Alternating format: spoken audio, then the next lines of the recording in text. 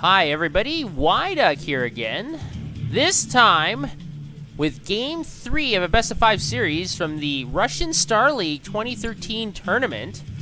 This time on Red City, spawning in the bottom left as the Green Terran, we've got Natus Vincir's Strelok. And unfortunately for him, his opponent spawning in the top right as the purple Zerg, representing Team Acer, we've got Scarlett. And Scarlett was able to win the last game to even up the series. And now it will be up to both players to steal the momentum and the lead and put their opponent on to match point. And this time, Minute Door. Yes, well, this tournament was played online, but it doesn't mean that it wasn't professional, and it also doesn't mean that there weren't very good players playing. Lots of great players from around the world. But this map is really a wild card. Red City is generally a map that a lot of tournaments do not play. A lot of professional players do not like to play it. Even on the ladder, Red City is generally a map that players do not like to play either, is generally vetoed in tournaments and on the ladder. And so whenever you see a game on Red City, players probably don't have a very good idea of what kind of strategies to employ. It's a very large map, and it's very different. Strelok's going to be going for 14cc on the low ground. This is a very economic build. Heavy on the macro and very risky. Scarlett is going for the expansion hatchery B4 pool, so very normal builds. As I was saying before, each position on this map has some very odd things on it. If you look here, there is a little ramp. You can't build a lot of buildings here, but you can get high ground advantage. Sometimes you can put drops here, maybe units such as siege tanks. Or if you hide medevacs or some other air units here, then on the low ground, the opponent is not able to see. So there is that. There also is this Elnaga Tower in the middle map, but it's a lot different than other maps because there's these divots. There's these 4 divots here, so it's not exactly very friendly to ground forces. So you can't get really good concaves. Here, there's not that much space, so it is different that way. And also, there's all these sorts of destructible rocks, so you can go into other bases differently.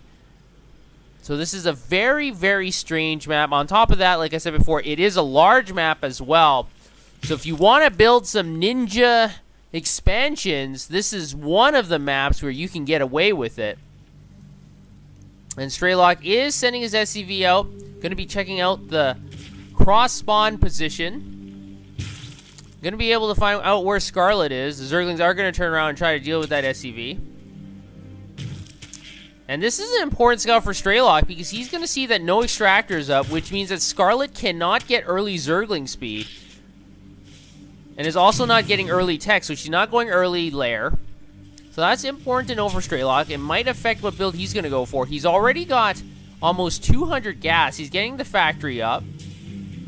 So he'll probably be shooting out some Hellions. And because Scarlett doesn't have gas, and Strelok is going to get the factory with the reactor, and if he's going to start building a lot of Hellions, those Hellions will have very good map control, because without Zergling speed, those Zerglings just get roasted up. They can't catch up off of creep to the Hellions, and so that's a huge advantage for Strelok to know that. So that scout was totally worth it. He's building his 3rd command center on the high ground. Another advantage for playing Terran is you can build your expansions under the protection of your main base. Zerg players and Protoss players would love to do that, but they can't. And it looks like I was correct. The 2 Hellions will be coming out of that factory pretty soon.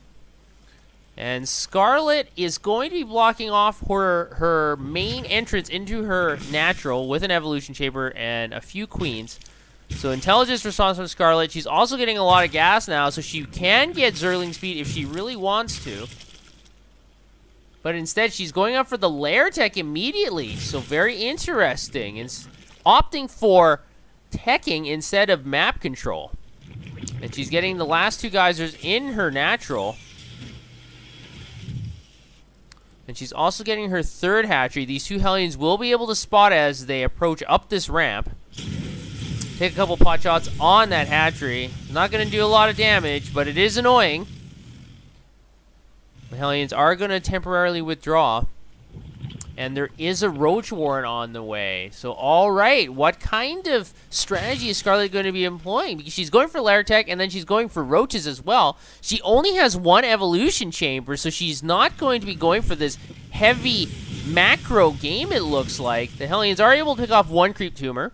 And never dismiss the fact that Hellions are not good against Queens. They are great against Creep Tumors. Great against units that can't fight back, obviously. And every Creep Tumor that you're able to cut down early is another 25 energy that Queens cannot inject larvae, that cannot transfuse, and it's another 25 energy they have to spend on another Creep Tumor. So picking off these active Creep Tumors is very important as a Terran player. I've seen it sometimes where Zerg players just run amok. They get so many Creep Tumors out, and the Terran player opts not to scan or to confront the Creep Tumors.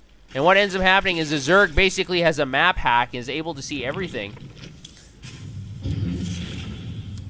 And Strelok's going for something interesting as well. He's building Hellbats.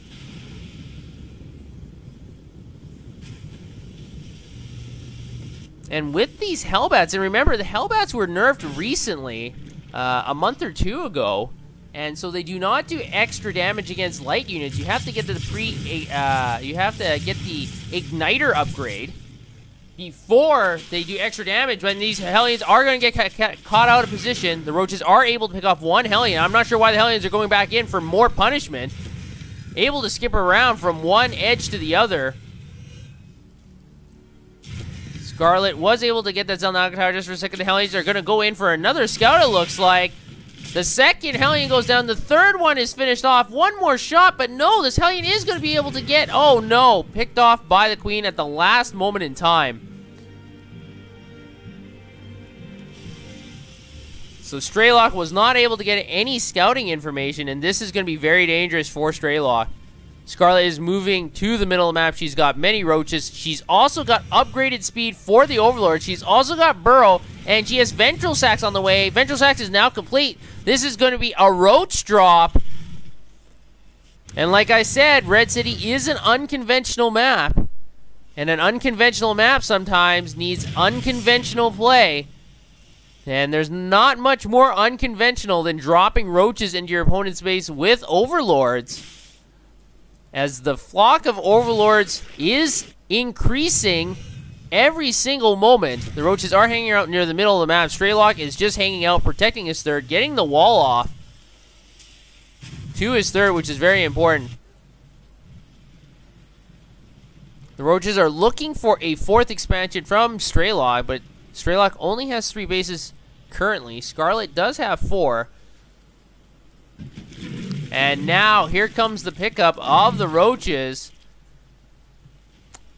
And once Strelok sees the Overlords, he knows he's in trouble. He's moving back, but unfortunately, he's playing mech, and mech units are so slow. The Roaches are already in the main, creating lots of havoc. The Hellbats are doing lots of splash damage, and then the SCVs are pulled off the line. The tanks are not sieging up. They're able to do significant damage anyways, and now the Roaches are cornered between the Hellbats and the SCVs.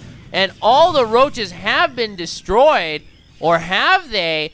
About half of them have actually burrowed. And at the same time, there's another attack at Strelok's third, and unfortunately, Strelok pulled all his use away. This orbital does not lift and is picked off. So, great pickup by Scarlett. And now she's going to run away with those Roaches. And the last set of Roaches in the main that were burrowed have been finally destroyed. These SCVs are trying to get back to a base and start mining again. Take a look at the resources, or take a look at the supplies, and there's a 50 supply difference in favor of Scarlett, and now we've got Roaches moving underground, undetected by Strelok, and these siege tanks are going to be under a lot of duress very soon. Look at this large stream, and once they pop up, it's going to be lights out for the tanks. And there we go. Hellbats do have the upgrade, but Roaches are not light units, so the upgrade is completely useless. All the tanks are picked off. The Hellions are doing exactly what they're meant to do. They're meant to tank some damage in the front, but they're all destroyed. And now with just the tanks in the back, the tanks are going to take significant damage. They are sieging up half the force, but unfortunately, there's just so many roaches here. It's going to cause a tactical retreat from Scarlett. She's going to focus down on this engineering bay. But take a look at the resources. She's got 1,000 more minerals. Resources lost is fairly even, and she's going for another drop into the main. And the siege tanks are sieged up at the natural, and unfortunately, they're not going to be able to do very much unless they unsiege. Strelok is not unsieging. The SCVs are getting picked apart. And just so much damage by Scarlett that even though the tanks are able to clean up these last remnants of roaches, there's another wave coming in again. If you take a look at it, there are 24 roaches on the map, and they're just streaming in here to a vacant third base, or a third base that used to be there. Strelok's going to lose 2 Hellbats for nothing, and when you're so behind, every unit counts. You don't want to lose more units, because Strelok needs to trade really well right now. Scarlett has 2 times as many bases as Strelok does. And Scarlett's just banking up on the money. Look at this, 2,000 minerals, and still not able to use it all. As the roaches are just rampaging around the map, looking for stray command centers. But unbeknownst to Scarlett, there are no other orbital commands or planetary fortresses, and Strelok is stuck on 2 bases. And the longer this goes on, that Strelok does not have a third base, the longer Scarlett's going to be smiling, because without a third base, Strelok cannot engage, cannot move out, and cannot do anything. Scarlett's going to be confronting Strelok later on in the game entirely on her terms. And look at this creep spread. We've got 6 active creep tumors, and unfortunately, Strelok is finally going to be moving out. Able to pick off a couple roaches. But like I said before, the problem with the Terran mech play is that their mobility is very, very poor.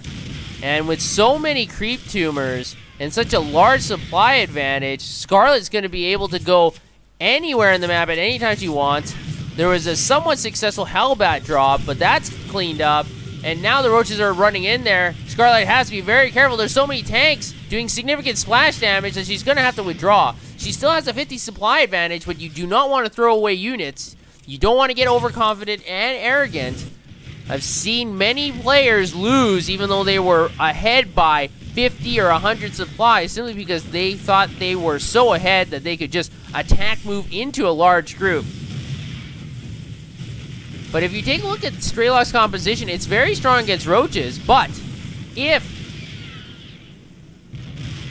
Scarlett gets even 1 Mutalisk, there is no amount of siege tanks that can deal with Mutalisk, and there is a Spire coming. It's already complete now, but Scarlett is going to move out on the map. She's using Vipers to use Blinding Cloud as well. These siege tanks are entirely useless. They're just sitting there like paperweights. They're just taking a lot of damage, and they're getting picked apart. These Hydras provide so much DPS in the back, and Strelok's going to have to tap out. So Scarlett just rampaging into that long line of siege tanks. There weren't that many Hellbats to absorb damage. And just with so many Hydras and so many roaches, Strelok was just too far behind, not able to get back into the game. So Scarlett's going to take a 2-1 lead. And now it's going to be an elimination game. We'll have to see who comes out on game 4, so I'll see you guys there.